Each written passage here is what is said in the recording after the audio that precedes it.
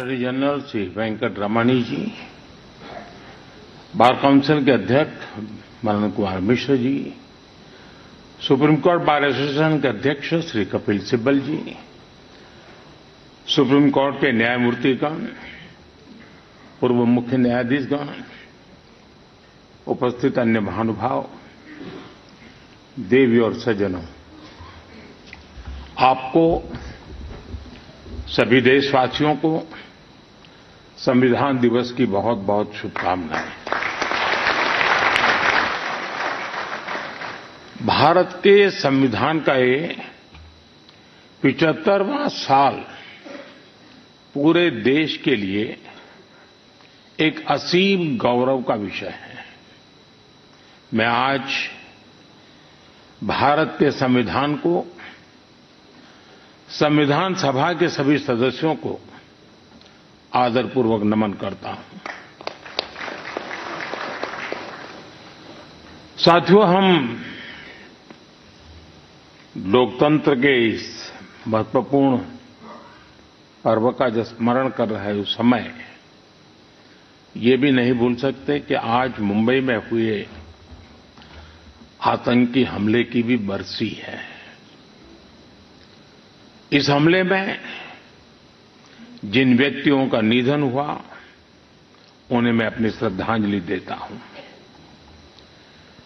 मैं देश का ये संकल्प भी दोहराता हूं कि भारत की सुरक्षा को चुनौती देने वाले हर आतंकी संगठन को मुंह तोड़ जवाब दिया जाएगा।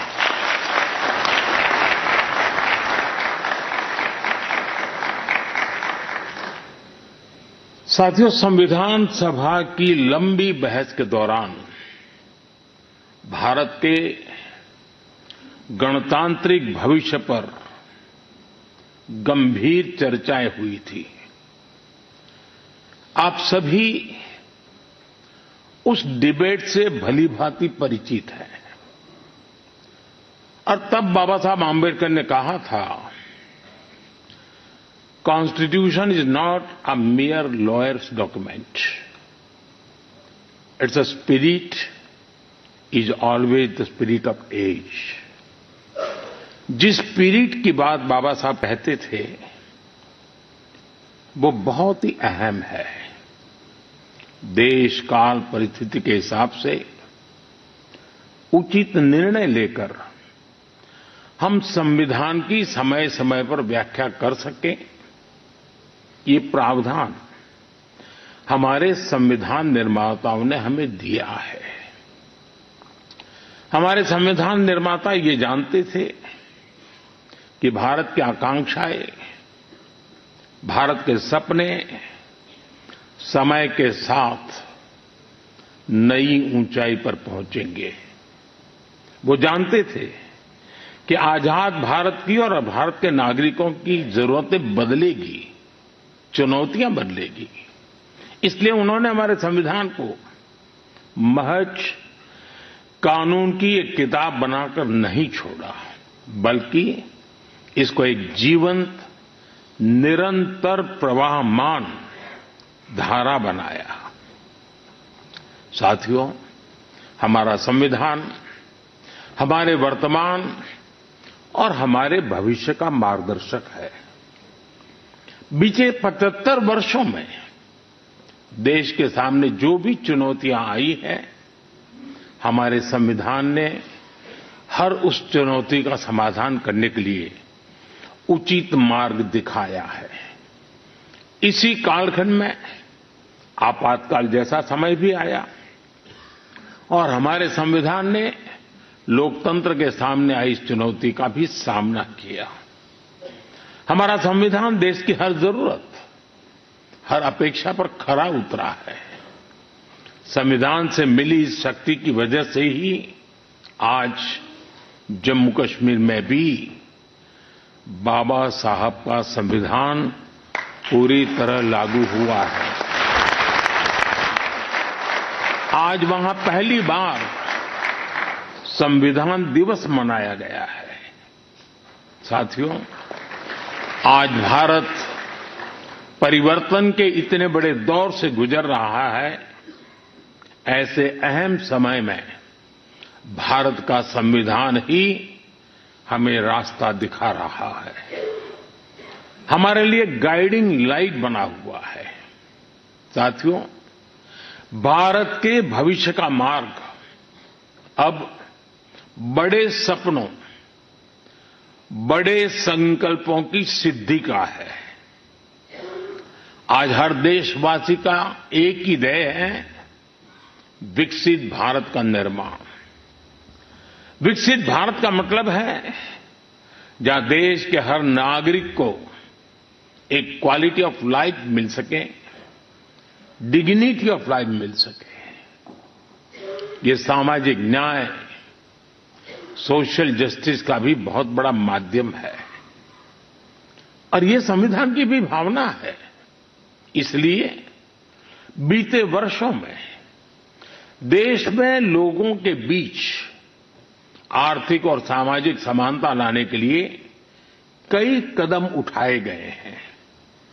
बीते 10 वर्षों में 53 करोड़ से ज्यादा ऐसे भारतीयों का बैंक खाता खुला है जो बैंक के दरवाजे तक नहीं पहुंच पाते थे। बीते 10 वर्षों में 4 करोड़ ऐसे भारतीयों को पक्का घर मिला है जो कई पीढ़ियों से बेघर थे। बीते 10 वर्षों में 10 करोड़ से ज्यादा ऐसी महिलाओं को मुफ्त गैस कनेक्शन मिला है जो बरसों से अपने घर में गैस पहुंचने का इंतजार कर रही थी। हमें आज के जीवन में बहुत आसान लगता है कि घर में नल खोला और पानी आ गया, लेकिन देश में आजादी के 75 साल बाद भी सिर्फ 3 करोड़ घर ही ऐसे थे जिनमें नल से जल आता था। करोड़ों लोग तब भी अपने घर में नल से जल का इंतजार कर रहे थे। मुझे संतोष है कि हमारी सरकार ने 5-6 साल में 12 करोड़ से ज्यादा घरों को नल से जल देकर नागरिकों का और विशेषकर महिलाओं का जीवन आसान बनाया है। संविधान की भावना को सशक्त किया है।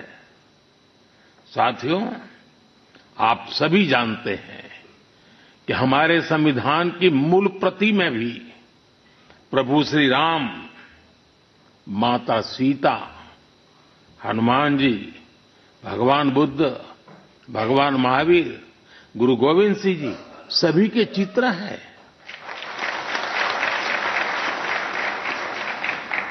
भारत की संस्कृति के प्रतीक इन चित्रों को संविधान में इसलिए स्थान दिया गया ताकि वो हमें मानवीय मूल्यों के प्रति सजग करते रहे। ये मानवीय मूल्य आज के भारत की नीतियों और निर्णयों का आधार है। भारतीयों को त्वरित न्याय मिले, इसके लिए नई न्याय संहिता लागू की गई है। दंड आधारित व्यवस्था अब न्याय आधारित व्यवस्था में बदल चुकी है। महिलाओं की राजनीतिक भागीदारी बढ़ाने के लिए नारी शक्ति बंधन अधिनियम का ऐतिहासिक निर्णय हुआ है। हमने थर्ड जेंडर को उनकी पहचान और उनका हक दिलाने के लिए भी कदम उठाए हैं। हमने दिव्यांगजनों के जीवन को आसान बनाने के लिए भी व्यवस्थाएं बनाई हैं। साथियों, आज देश का बहुत ज्यादा जोर देश के नागरिकों की ईज ऑफ लिविंग पर है। एक समय था जब पेंशन पाने वाले सीनियर सिटीजन्स को बैंक में जाकर साबित करना होता था कि वो जीवित है। आज सीनियर सिटीजन्स को घर बैठे ही डिजिटल लाइफ सर्टिफिकेट्स की सुविधा मिल रही है। करीब करीब 1.5 करोड़ सीनियर सिटीजन्स अब तक इस सुविधा का लाभ उठा चुके हैं। आज भारत वो देश है जो हर गरीब परिवार को 5 लाख रुपए तक के मुफ्त इलाज की सुविधा देता है। आज भारत वो देश है जो 70 वर्ष से ऊपर के हर बुजुर्ग को फ्री हेल्थ केयर की सुविधा देता है। देश के हजारों जन औषधि केंद्रों पर आज 80% डिस्काउंट पर सस्ती दवाइयां मिल रही हैं। एक समय में हमारे देश में इम्यूनाइजेशन की कवरेज भी 60% से भी कम थी। करोड़ों बच्चे हर साल टीकाकरण से छूट जाते थे। आज मुझे संतोष है कि अब मिशन इंद्रधनुष की वजह से भारत में इम्यूनाइजेशन की कवरेज 100% पहुंच रही है। आज दूर सुदूर के गांवों में भी समय पर बच्चों का टीकाकरण हो पा रहा है। इन प्रयासों ने गरीबों की, मध्यम वर्ग की बहुत बड़ी चिंता कम की है। साथियों, आज देश में कैसे काम हो रहा है उसका एक उदाहरण एस्पिरेशनल डिस्ट्रिक्ट अभियान भी है। देश के 100 से अधिक ऐसे जिले जिन्हें पिछड़ा कहा जाता था, हमने उन्हें एस्पिरेशनल डिस्ट्रिक्ट माना और वहां हर पैरामीटर में विकास की गति तेज की गई है। आज देश के अनेक एस्पिरेशनल डिस्ट्रिक्ट दूसरे जिलों से बहुत बेहतर कर रहे हैं। अब इसी मॉडल के आधार पर हमने एस्पिरेशनल ब्लॉक प्रोग्राम भी शुरू किया है। साथियों, लोगों की रोजमर्रा की जिंदगी से परेशानियां खत्म करने पर भी आज देश का बहुत ज्यादा जोर है। कुछ साल पहले तक भारत में 2.5 करोड़ घर ऐसे थे जो शाम होते ही अंधेरे में डूब जाते थे। उन घरों में बिजली कनेक्शन ही नहीं था। सबको बिजली का मुफ्त कनेक्शन देकर देश ने उनके जीवन को रोशन कर दिया है। बीते वर्षों में दूर सुदूर इलाकों में भी हजारों की संख्या में मोबाइल टावर्स लगाए गए हैं ताकि लोगों को 4G, 5G कनेक्टिविटी मिलती रहे। पहले कभी आप अंडमान या लक्षद्वीप जाते थे तो वहां ब्रॉडबैंड कनेक्टिविटी नहीं मिलती थी। आज अंडर वाटर ऑप्टिकल फाइबर ने ऐसे द्वीपों तक भी अच्छी स्पीड वाला इंटरनेट पहुंचा दिया है। हमारे यहां गांव के घरों, गांव की जमीन से जुड़े कितने विवाद होते रहे हैं, ये भी हम भली-भांति जानते हैं। पूरी दुनिया में विकसित देशों के सामने भी लैंड रिकॉर्ड एक बहुत बड़ा चैलेंज रहा है, लेकिन आज का भारत इसमें भी लीड ले रहा है। पीएम स्वामित्व योजना के तहत आज गांव के घरों की ड्रोन मैपिंग की जा रही है और लीगल डॉक्यूमेंट इश्यू किए जा रहे हैं। साथियों, देश के विकास के लिए आधुनिक इंफ्रास्ट्रक्चर का तेज निर्माण भी उतना ही जरूरी है। इंफ्रास्ट्रक्चर के प्रोजेक्ट समय पर पूरे होने से देश का धन भी बचता है और प्रोजेक्ट भी, उसकी उपयोगिता भी बहुत बढ़ जाती है।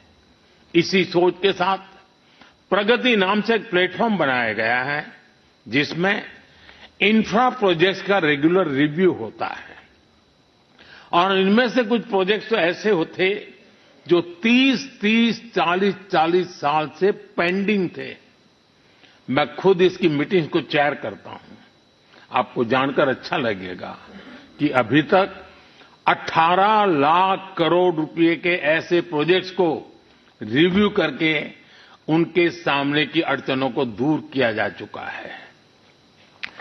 समय पर पूरे हो रहे प्रोजेक्ट्स लोगों के जीवन पर बहुत सकारात्मक प्रभाव डाल रहे हैं।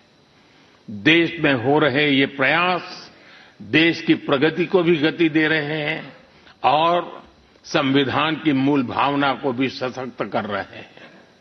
साथियों, मैं अपनी बात डॉक्टर राजेंद्र प्रसाद जी के शब्दों के साथ समाप्त करना चाहूंगा।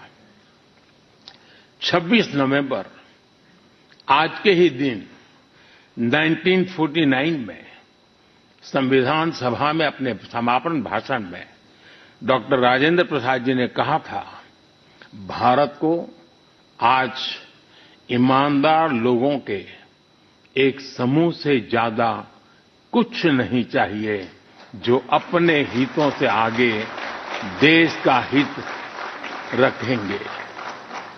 नेशन फर्स्ट, राष्ट्र सर्वप्रथम की यही भावना भारत के संविधान को आने वाली कई कई सदियों तक जीवंत बनाए रखेगी। संविधान ने मुझे जो काम दिया है, मैंने उसी मर्यादा में रहने का प्रयास किया है। मैंने कोई एनक्रोचमेंट की कोशिश नहीं की है, क्योंकि संविधान ने मुझे वो काम कहा, इसलिए मैंने अपनी मर्यादाओं को संभालते हुए अपनी बात को रखा है। यहां तो इशारा ही करना होता है, ज्यादा कुछ कहने की जरूरत नहीं होती है। बहुत बहुत धन्यवाद।